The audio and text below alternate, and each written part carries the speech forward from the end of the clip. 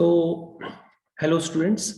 तो बच्चों ये जेई मेन एक्सरसाइज है और ये जो चैप्टर है आपका एप्लीकेशन ऑफ डेरिवेटिव। तो ये बच्चों वैसे application of derivative class 12th में पढ़ाए जाते हैं और ये जेई मेंस में भी है। तो जेई मेंस में जो भी आपके क्वेश्चंस आ चुके हैं वो सारे क्वेश्चंस मैं आपको एक एक करके सॉल्व कराने वाला हूँ। तो आप इन क्वेश्चंस को ध्यान से देखिए। जैसे बच्चों क्वेश्चन नंबर 1 है। अगर आप क्वेश्चन नंबर 1 को बच्चों ध्यान से देखेंगे तो क्वेश्चन नंबर 1 में देखिए क्या लिखा है। इसमें लिखा है बच्चों a ice of cube melts without changing shape at the rate of 4 centimeter cube per minute। तो बच्चों इस तरह के क्वेश्चंस को करने के लिए सबसे पहले आपको ये देखना होगा कि यहां पर ये जो यूनिट लिखी है 4 सेंटीमीटर क्यूब पर मिनट, ये काफी इंपॉर्टेंट होती है। कहने का मतलब ये है कि ये जो सेंटीमीटर क्यूब पर मिनट है, तो सेंटीमीटर क्यूब ये हो गई वॉल्यूम की यूनिट और मिनट हो गई टाइम की यूनिट। यानी बच्चों कहीं ना कहीं ये आपके पास वॉल्यूम का रेट ऑफ चेंज गिवन है। इसका मतलब ये आपके पास डीवी बाई डी गिवन है। तो कहने का मतलब ये है बच्चों कि आपके पास वॉल्यूम का चेंज गिवन है। तो इसका मतलब अ cube of ice melts without changing shape at the uniform rate of 4 centimetre cube per minute. यानी बच्चों अब आपको समझ में आ गया होगा कि आपके पास डीवी बाई डी गिवन है एक्चुअली में। तो जो डीवी बाई डी है उसकी वैल्यू आप लिख लीजिए। मैं आपको लिख देता हूं dv by D t is equal to 4 centimetre cube per minute. आप इसको अलग से लिख लीजिए। फिर लिखा है the rate of change of the surface area of the cube. ये आपको निकालना है in centimetre square per minute when the volume of the cube is 125 centimetre cube. ये सारी बातें आप लोग के पास गिवन है। अब बच्चों अगर हम इस क्वेश्चन को करना चाहते हैं तो सबसे पहले करने के लिए हमारे पास जो डाटा था उसको पहले आप समझ लीजिए। जैसे वॉल्यूम गिवन था डीवी बाई डी टी, तो मैंने इसको लिख दिया 4 सेंटीमीटर क्यूब पर मिनट। तो सबसे पहले बच्चों अब हम लोग इस क्वेश्चन को स्टार्ट करते हैं। तो क्वेश्चन को हम लोग बच्चों स्टार्ट करते हैं, यहाँ से ध्यान से देखिएगा। बच्चों यहाँ पे ध्यान से देखिए, आपके पास ये जो वॉल्यूम है क्यूब का वॉल्यूम होता है ए क्यूब। तो मैंने आपको स्क्रीन पे क्यूब का वॉल्यूम पहले से ही ए क्यूब लिख करके दिया है। और आपके पास DV by D T given है। इसका मतलब आप इसको दोनों तरफ टाइम के रिस्पेक्ट में डिफरेंशिएट करेंगे तो बन जाएगा dv by D t is equal to a cube का 3a स्क्वायर हो जाएगा और into D A by D t. ये चेन रूल, ये तो चेन रूल हो गया। इसके बाद ये बच्चों आपके पास यहां से D A by D t calculate होकर के आ जाएगा। आप यहाँ पे डीवी बाई डी टी की वैल्यू पुट कर दीजिएगा। इसके बाद बच्चों आप ध्यान से देखेंगे तो सरफेस एरिया आपके पास गिवन है। तो सरफेस एरिया क्या होगा 6a स्क्वायर, क्यूब का सरफेस एरिया। तो ds बाई डी टी क्या हो जाएगा 12a into D A by D T. ठीक है, यहां तक समझ में आ गया। तो बच्चों यहां से अगर आप ध्यान से देखेंगे तो ds बाई डी टी ही आपको निकालना है। अगर आप ध्यान से देखिए आपको क्या निकालना है, ds बाई डी टी ही निकालना है। तो बच्चों जब आप यहां से ds बाई डी टी निकालेंगे तो ds बाई डी टी की वैल्यू निकालने के लिए आपको यहां पर सारी वैल्यूज पुट करनी पड़ेंगी, यानी कि 12a into D A by D T. और D A by D T की वैल्यू बच्चों आप 4/3a स्क्वायर निकाल चुके हैं। जब ये सारी वैल्यूज आप पुट करेंगे तो बच्चों यहां से आज ds बाई डी टी आ जाएगा 16/a। और बच्चों अगर आपके पास ds by D T 16/a आ चुका है तो यहां से आपको पहले से क्लियर है कि जो वॉल्यूम है वो 125 था। और जो वॉल्यूम है बच्चों 125 ये क्यूब का वॉल्यूम है। इसका मतलब ये 5 इंटू 5 इंटू 5, दैट मीन्स यहां से साइड लेंथ आपके पास क्या आ जाएगी 5 आ जाएगी। तो ds बाई डी टी में जहां पर आपके पास a है उस a की जगह आप 5 पुट कर दीजिए तो आपका बच्चों यहां पर आंसर आ जाएगा 16/5। तो 16/5 बच्चों इस क्वेश्चन का राइट आंसर है। और आपको ये तो ध्यान देना ही होगा कि जो 16/5 है उसमें जो माइनस साइन ये इंडिकेट कर रहा है कि ये सरफेस एरिया टाइम के साथ कम हो रहा होगा, इसलिए उसका डेरिवेटिव टाइम के साथ नेगेटिव है। तो नेगेटिव को देख करके आपको कंफ्यूज नहीं होना। आपका जो फाइनल आंसर है बच्चों वो मैंने आपको बता दिया। This is ds by D t is equal to 16/5। I think सभी बच्चों को ये बात क्लियर हो गई। और बच्चों ये बात क्लियर हो गई तो हम लोग चलते हैं सेकंड क्वेश्चन की तरफ। सेकंड क्वेश्चन, तो सेकंड बच्चों भी क्वेश्चन ऐसे ही है, बिल्कुल काफी इजी टाइप का। जैसे सेकंड क्वेश्चन को देखते हैं क्या लिखा है। सेकंड क्वेश्चन में लिखा है the radius of a right circular cylinder increases at the rate of 0.1 centimetre पर मिनट। तो बच्चों यहां पर आपको डाटा काफी ध्यान से देखना होगा क्योंकि ये सारी वही चीजें वापस निकल के आ रही हैं जो मैंने आपको बताई। तो हर क्वेश्चन में जो डाटा आपके पास गिवन है उस डाटे को आप थोड़ा सा सही से लिख लीजिए। जैसे यहां पर लिखा हुआ है the radius of a right circular cylinder increases, यानी कि आपके पास dr by D T given है। एंड द हाइट डिक्रीजेस, यानी हाइट टाइम के साथ डिक्रीज हो रही है तो इसका मतलब dh by D T given है। लेकिन वो डिक्रीज कर रहा, तो आपको ये तो इंडिकेट हुई क्या कि D H by D T -0.2 हो जाएगा। पूरा लिखना चाहे तो -0.2 सेंटीमीटर पर मिनट, इस तरह से आप लिख सकते हैं। And the rate of the change of the volume of a cylinder in centimeter cube per minute when the radius is 2 centimeter and the height is 3 centimeter। तो बच्चों वॉल्यूम पूछा गया है और बाकी सारा डाटा आपके पास गिवन है। तो सबसे पहले बच्चों आप वॉल्यूम लिखिए। वॉल्यूम होता है सिलेंडर का पाई आर स्क्वायर एच, दोनों तरफ टाइम के रिस्पेक्ट में डिफरेंशिएट करिए तो डीवी बाई डी टी आ जाएगा। पाई को आप सेपरेट करके बाहर कर लीजिए तो अंदर आएगा आर स्क्वायर एच। अब आर स्क्वायर एच जो है बच्चों उसको आप चेन रूल से डिफरेंशिएट करिए तो आर स्क्वायर का 2r into D R by D T, समझ गए? एच का करेंगे नहीं, प्लस ब्रैकेट में फिर से वही प्रोसेस यूज करेंगे चेन रूल का, तो आर स्क्वायर का आप करेंगे नहीं, एच का D H by D T हो जाएगा। तो बच्चों मेरे ख्याल से आपको ये टर्म्स तो क्लियर हो गए होंगे, इसमें किसी को कोई कंफ्यूजन नहीं है। तो इस तरह से बच्चों अगर आपके पास डीवी बाई डी टी देखें तो वो पाई टाइम्स एक एक्सप्रेशन आ गया है। अब उस एक्सप्रेशन में बच्चों आप D R by D T भी जानते हैं, D H by D T भी जानते हैं, सब कुछ जानते हैं। उठा के वहां पे वैल्यूज पुट कर दीजिए, थोड़ा सिंप्लीफाई करिए, तो सिंप्लीफाई करने पर आपके पास वैल्यू निकल के आएगी 0.4 पाई, और 0.4 को बच्चों हम लोग 2/5 पाई भी लिख सकते हैं। तो इसका मतलब ये आपका करेक्ट सॉल्यूशन आ गया 2π/5। तो 2π/5 यानी कि डी पार्ट जो है बच्चों इसका राइट आंसर है। तो D part is the right answer. उसके बाद बच्चों हम लोग चलते हैं क्वेश्चन नंबर 3 पे। क्वेश्चन नंबर 3 को देख लेते हैं बच्चों, ध्यान से देखिएगा। क्वेश्चन नंबर 3 में क्या लिखा हुआ है? लिखा है let x be the length of one of the equal side of an isosceles triangle and theta be the angle between them. तो बच्चों अगर इस क्वेश्चन को आप ध्यान से देखते हैं तो आपको ये याद आना चाहिए कि अगर आपके पास सॉल्यूशन ऑफ ट्रायंगल अगर आपका पड़ा हुआ है तो सॉल्यूशन ऑफ ट्रायंगल में आपको पढ़ाया जाता है कि अगर आपके पास दो साइड्स गिवन है and angle included between them वो भी गिवन है, तो आप उस ट्रायंगल का एरिया तो जानते ही, जैसे ट्रायंगल का एरिया आप क्या लिखते हैं, हाफ ए बी साइन सी। तो उसी तरीके से यहां पर ए और बी दो इक्वल साइड्स हैं, वो भी एक्स है, बी भी एक्स है और उनके बीच का एंगल थीटा है। तो आप क्या लिखेंगे, half x into x sine theta. I think आपको समझ में आ गया होगा। तो बच्चों इस क्वेश्चन नंबर 3 को करने के लिए मैं आपको नेक्स्ट पेज में ले चलता हूं। तो नेक्स्ट पेज पे ध्यान से देखिए क्या लिखा हुआ है। तो बच्चों ये आपके क्वेश्चन नंबर 3 पूरा आपको विजिबल होगा अच्छी तरीके से, ध्यान से देखिए। तो यहां पर बच्चों आपके पास dx by D T given है, D theta by D T भी गिवन है, और एरिया मैंने आपको बताया, एरिया का फॉर्मूला काफी इंपॉर्टेंट है बच्चों। ये सॉल्यूशन ऑफ ट्रायंगल में आपको बताया जाता है, अब यहाँ पर एप्लीकेशन ऑफ डेरिवेटिव में आपको उसे यूज करना है। तो एरिया क्या होता है, 1/2 x into x sine theta. अब बच्चों अगर हम इसको टाइम के रिस्पेक्ट में डिफरेंशिएट करेंगे तो बन जाएगा da by D t is equal to 1/2 bracket में।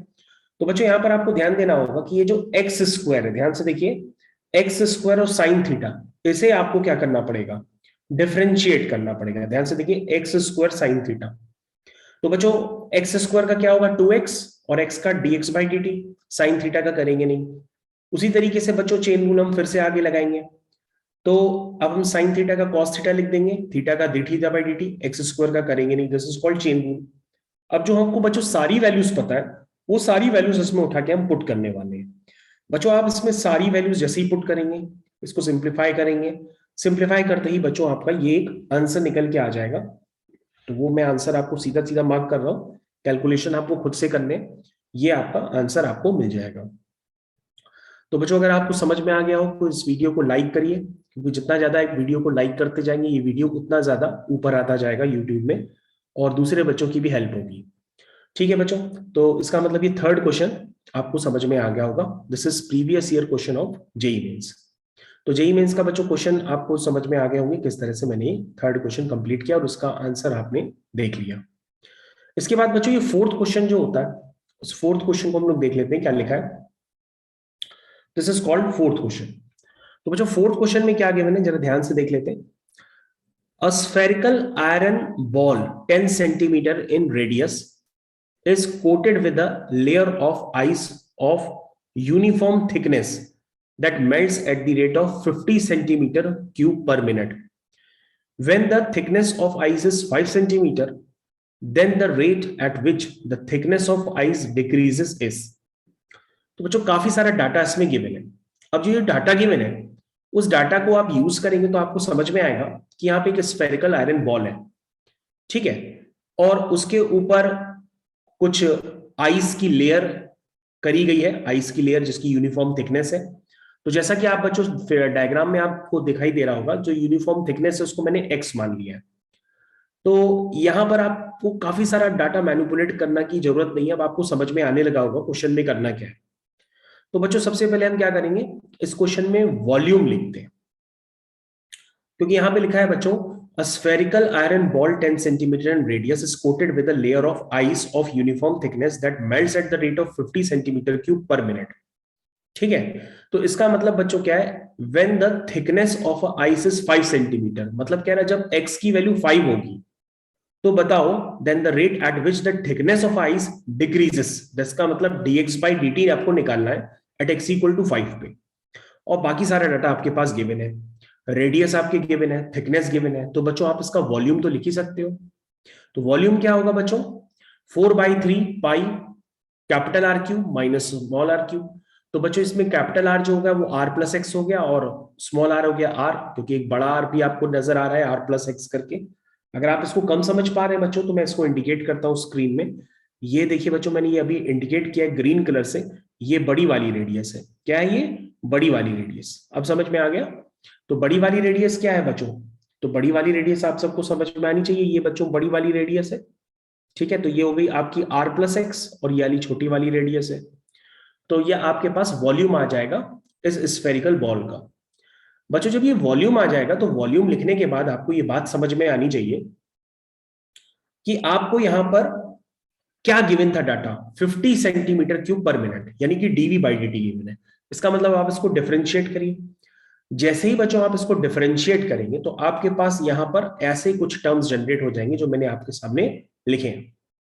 अब बच्चों यहां से आप dx बाई dt निकाल लो, और dx बाई dt निकाल करके आपका आंसर यहाँ पे आने लगेगा। जरा आंसर चेक करिए अपना आंसर। dx बाई dt जब आप कैलकुलेट करेंगे तो ये आ रहा है 1/18 पाई। ये इस तरह से बच्चों कैलकुलेट होकर के आ जाएगा। तो बच्चों आई थिंक आप लोगों को क्वेश्चन काफी अच्छे से समझ में आ गया होगा। तो इन्होंने पूछा था कि dx बाई dt निकालो जब x आपका क्या है, 5 है। तो बच्चों मैंने कुछ नहीं किया, सिर्फ मैंने dv बाई dt निकाला। ये ऊपर आपके एक्सप्रेशन में पहले ही से लिखा हुआ है, और वहां पर मैंने x की जगह 5 यहां पर पुट करके dx बाई dt निकाल लिया, और इससे आपका ये फोर्थ क्वेश्चन कंप्लीट हो गया। फिर भी आपको समझ में ना आए तो आप हमको इन्फॉर्म करिए, मेरे टेलीग्राम चैनल पे मैं आपको इन्फॉर्म करूंगा। तो बच्चों ये क्वेश्चन नंबर आपका कंप्लीट हो गया। तो बच्चों कौन कौन से क्वेश्चन कंप्लीट हो गए, 1 2 3 4 क्वेश्चन कंप्लीट हो गए। अब बच्चों हम लोग सीधा सीधा आते हैं क्वेश्चन नंबर 5 पे। बच्चों क्वेश्चन नंबर 5 भी आप देख लीजिए। क्वेश्चन नंबर 5 काफी सारे बच्चों का कंफ्यूजन है, क्वेश्चन नंबर 5 भी आप देख लीजिए। तो क्वेश्चन नंबर 5 में बच्चों क्या गिवन है, ध्यान से देखते हैं। इसमें लिखा है the spherical balloon is filled with 4500 pi cubic meter of helium gas. If a leak in the balloon causes the gas to escape at the rate of 72 pi cubic meter per minute, then the rate at which the radius of the balloon decreases 49 minutes after the leakage of begin. तो बच्चों अगर आप ध्यान से देखेंगे कि balloon है, balloon में एक छेद हो गया है जिससे कि गैस लीक कर रही है, और गैस लीक करने से हो सकता है पहले उसकी रेडियस ज्यादा हो, बाद में रेडियस कम हो जाएगी। क्योंकि बच्चों अगर आप पहले वाले इसके वॉल्यूम को कंसिडर करेंगे तो वो होगा 4/3 पाई आर क्यूब, जो कि किसके इक्वल है, 4500 पाई की। इसको बच्चों अगर आप कैलकुलेट करेंगे तो ये पाई से पाई कैंसिल हो जाएगा, और आर क्यूब की वैल्यू आ जाएगी 4500 इंटू 3 डिवाइडेड बाय 4। क्या यहां तक समझ में आया। तो ये बच्चों हो जाएगा 4500। 100 को आप 100 लिख दीजिए बच्चों, या 100 को आप 10 इंटू 10 लिख लीजिए, क्योंकि आपको शायद क्यूब रूट चाहिए होंगे। तो उसको आप थोड़ा सा मैनिपुलेट करिए, तो आपके पास बच्चों यहाँ पे आर की वैल्यू आ जाएगी। जरा आप इसको लिख लीजिए 10 इंटू 10, ठीक है। उसके बाद बच्चों यहाँ पर ध्यान से देखिए 45 है, 45 हो गया 9 5 जा 45, यही तो हुआ ना। तो 9 को आप लिख लीजिए 3 इंटू 3, और ये हो गया आपका 5। यहां तक क्लियर हो गया, और एक 3 आपका ये हो गया। तो बच्चों यहां तक समझ में आ गया, और नीचे डिनोमिनेटर में क्या है बच्चों, 4 है, ठीक है। अब बच्चों इसको जरा ध्यान से देखिए, ये हो गया 2 2 जा 4, 2 5 जा 10, फिर 2 1 जा 2, 2 5 जा 10, तो बच्चों जो आर क्यूब आ गया वो आया 5 × 5 × 5 × 3 × 3 इसका मतलब आर आपका आ गया 15। लेकिन ये बच्चों इनिशियल रेडियस है। अब इसमें से गैस लीक कर रही है ना, तो गैस लीक करने पर इसकी रेडियस कम हो जाएगी, वॉल्यूम भी कम हो जाएगा। तो बच्चों हम लोग क्या करते हैं, इस क्वेश्चन को करना स्टार्ट करते हैं, तो आपको समझाते हैं कैसे करना है। ये बच्चों आपकी स्क्रीन पे क्वेश्चन नंबर 5। तो क्वेश्चन नंबर 5 में आपके पास क्या गिवन है, इनिशियल वॉल्यूम गिवन है, उसके बाद dv by D T given है, फिर उसके बाद आपके पास वॉल्यूम गिवन है। ठीक है, तो बच्चों यहां पर आपने क्या किया, डीवी बाई डी टी को सोचा कि dv by D t calculate करते हैं। लेकिन बच्चों अगर आप ध्यान से देखें तो आपका जो 49 मिनट बाद वॉल्यूम है वो कम हो जाएगा। कितना कम होगा, v i minus dv by D t into t. कई सारे बच्चों को ये एक्सप्रेशन नहीं क्लियर होता, ये जो एक्सप्रेशन लिखा हुआ है। अगर ये आपको भी एक्सप्रेशन ना क्लियर हो तो कमेंट बॉक्स में लिखिए, मैं उसको आपको समझाऊंगा। तो बच्चों यहाँ पर जो फाइनल वॉल्यूम लिखा हुआ है वो लिखा है initial volume minus dv by D t into t. अब बच्चों डीवी बाई डी टी क्या है, ये तो वॉल्यूम के रेट होने का चेंज है, ये तो वॉल्यूम का चेंज होने का रेट है कि मान लीजिए 1 मिनट में कितना वॉल्यूम चेंज करता है, 72 पाई। तो इन्होंने कहा है 49 मिनट बाद, तो अगर हम इंटू टी कर देंगे तो 49 मिनट बाद वाला वॉल्यूम हमको पता पड़ जाएगा। इसका मतलब बच्चों फाइनल वॉल्यूम क्या है, वो है v i minus dv by D t into t. ये फाइनल वॉल्यूम का एक्सप्रेशन काफी सारे बच्चों को क्लियर नहीं होता। अगर आपको भी नहीं क्लियर है तो आप मेरे को कमेंट बॉक्स में लिखिए, मैं आपको समझाऊंगा। बच्चों इनिशियल वॉल्यूम ज्यादा था, फाइनल वॉल्यूम कम है। अगर आप इसको देखना चाहें तो भी समझ सकते हैं। अगर आपने फाइनल वॉल्यूम निकाला है तो वो क्या लिखा है, v i minus dv by D t into t. तो डीवी बाई डी टी क्या है, वॉल्यूम का रेट ऑफ चेंज, और कितना चेंज निकालना है कितने टाइम में, 49 मिनट्स में। तो 49 मिनट्स में कितना वॉल्यूम हो जाएगा, तो v i minus dv by D t into t. I think अब आपको समझ में आ गया होगा, और नहीं समझ में आया तो क्वेश्चन को दोबारा पढ़िए। अब बच्चों यहां पर ध्यान से देखिए, यहां पर आ जाएगा 972 पाई मीटर क्यूब, ये आपका फाइनल वॉल्यूम है, और फाइनल रेडियस आप निकालने के लिए इसको 4/3 पाई फाइनल रेडियस का क्यूब। तो बच्चों आपके पास यहाँ पर फाइनल रेडियस आएगी, और आप ध्यान से देखिए उस बैलून की जो इनिशियल रेडियस थी वो क्या थी, 15 अभी आपने कैलकुलेट की थी, और फाइनल रेडियस क्या है, ये 9। इसका मतलब जो आप वर्किंग कर रहे हैं वो एकदम सही है। अब जो आप ध्यान से देखिए, आपके पास वॉल्यूम यानी कि डीवी बाई डी टी का एक्सप्रेशन आपको यूज करना है, क्योंकि डीवी बाई डी टी कितना दिया है, 72।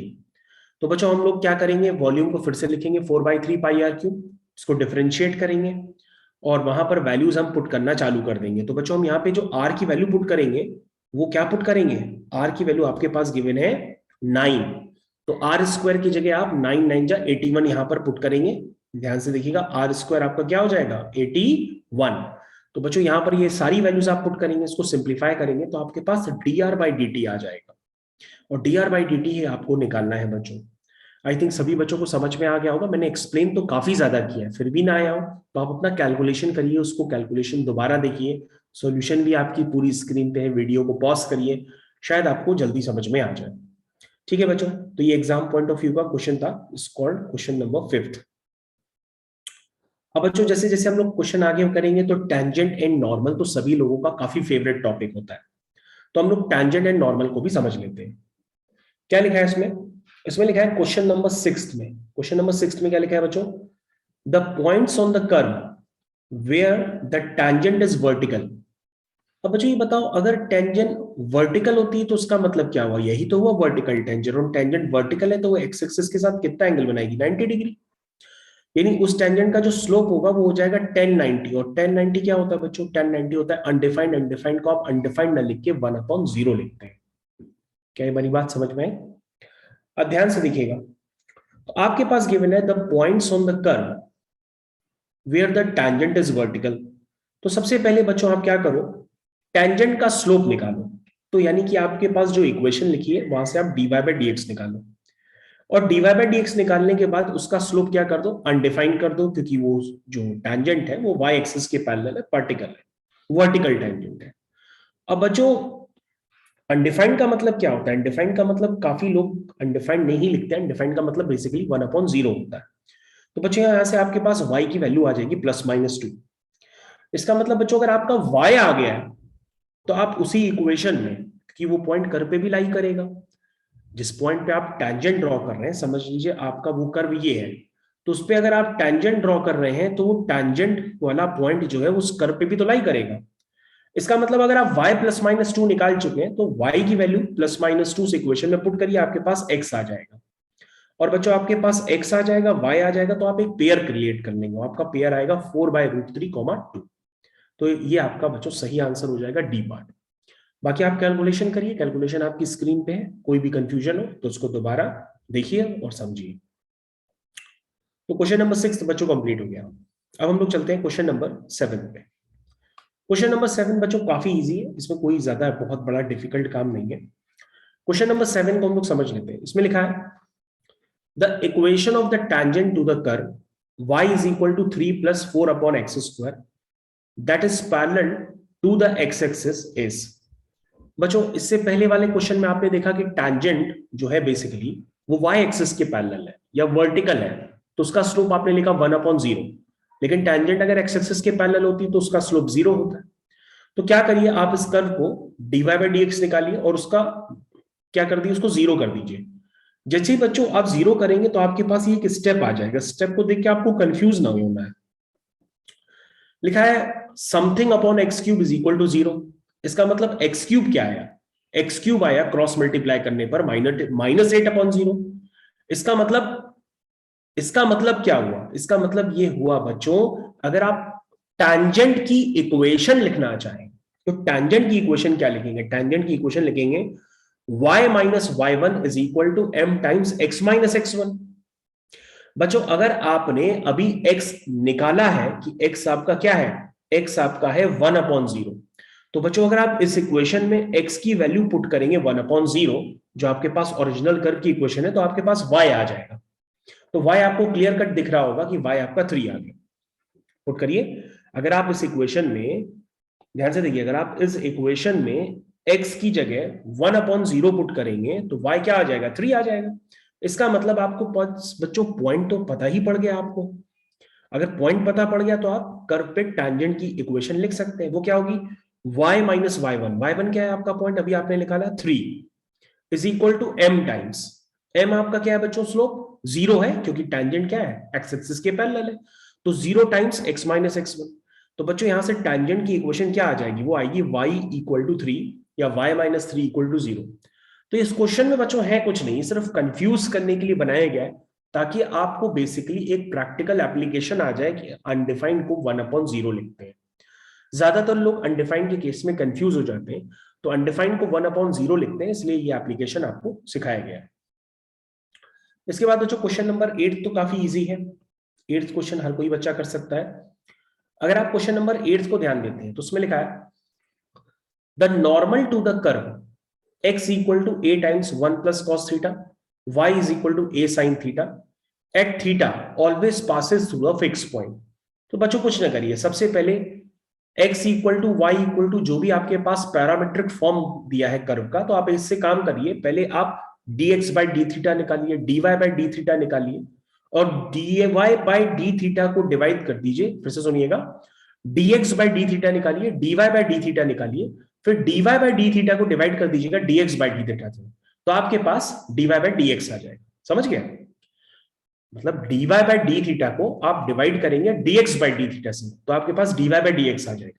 और अगर आपके पास dy बाई dx आ जाए तो आपके पास x भी गिवन है, y भी गिवन है, तो आप पैरामीट्रिक फॉर्म में टैंजेंट की इक्वेशन लिख सकते हैं। और फिर भी लिखने में प्रॉब्लम है तो मैं आपकी थोड़ी सी हेल्प कर देता हूं, उससे आपको समझ में आ जाएगा। Just wait.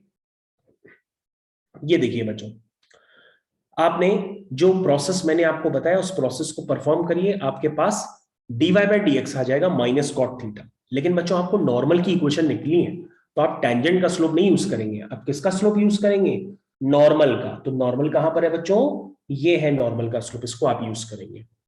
तो माइनस कॉट थीटा का आप रेसिप्रोकल करेंगे तो टेन थीटा हो जाएगा। फिर आपके पास क्या आ जाएगी बच्चों, आपके पास आ जाएगी इक्वेशन ऑफ टैंजेंट, नहीं है ये इक्वेशन ऑफ नॉर्मल है, क्योंकि यहां पर आपने नॉर्मल का स्लोप पुट किया है। और पॉइंट आपका क्या है, x1 y1। x1 क्या होगा बच्चों, a times 1 plus cos theta, y1 क्या होगा, a साइन थीटा। पॉइंट तो आपके पास पहले गिवन था, आपने इक्वेशन लिख ली। तो बच्चों आपके पास जो फाइनल इक्वेशन आई है वो ये आई है equation, this is the equation of normal. अब बच्चों आपके पास ये जो चारों पॉइंट देंगे मैंने, इन चारों पॉइंट में देख लीजिए कौन सा पॉइंट इसको सेटिस्फाई कर रहा है। अगर आप चौथा पॉइंट उठा के डी इसमें पुट करेंगे, डी वाला a कॉमा जीरो, तो जैसे ही आप a कॉमा जीरो डालेंगे तो आ जाएगा a sine theta is equal to a sine theta. इसका मतलब चौथा वाला पॉइंट इसको सेटिस्फाई कर रहा है।